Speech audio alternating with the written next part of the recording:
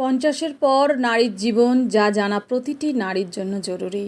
বয়স পেরোনোর আগেই এটি একবার পড়ে নিন।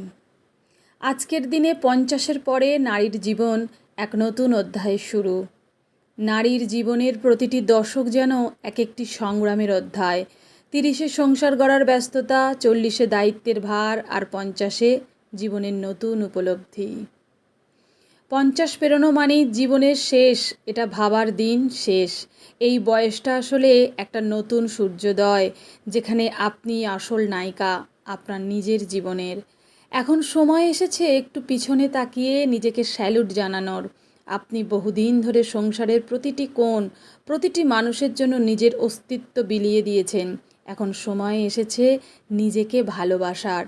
হিসেব বন্ধ করুন, আশা কমান।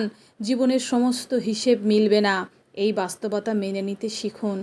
কে কতটা দিল, কে কতটা বোঝেনি, আর কে আপনাকে অবহেলা করলো, এই প্রশ্নগুলোর উত্তর খুঁজতে যাওয়া মানেই নিজেকে ঘরে বন্দি করে ফেলা।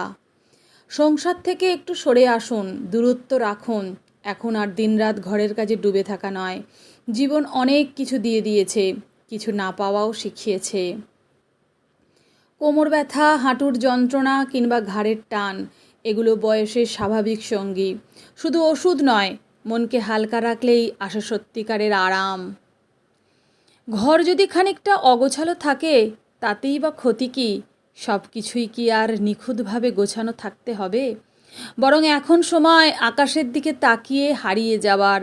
জানালা খুলে বৃষ্টি দেখুন, কিংবা ছাদে উঠে চাঁদকে দেখে একটা গভীর নিঃশ্বাস নিন। একাকিত্বকে ভয় নয়, অভ্যাসে পরিণত করুন। বয়স বাড়ার সঙ্গে সঙ্গে নিঃসঙ্গতা অনিবার্য।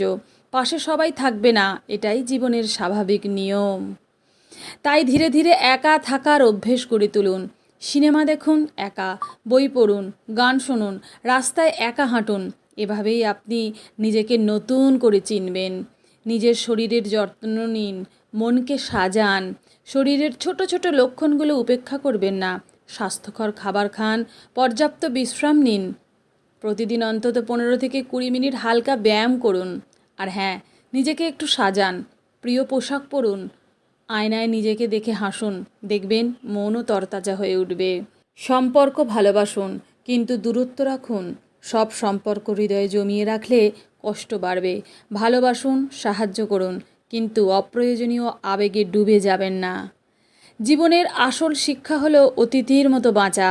এই পৃথিবী আমাদের চিরকালের ঠিকানা নয়, আমরা সবাই কেবল সাময়িক অতিথি মাত্র। এই ভাবনাটা যদি প্রতিদিনের জীবনের অংশ করে ফেলতে পারেন, তাহলে দুঃখ, হিংসে, প্রতিযোগিতা অনেকটাই কমে যাবে। একটি নতুন জীবন শুরু হোক আজ থেকেই। নিজেকে ভালোবাসার এই যাত্রা আজ থেকেই শুরু করুন।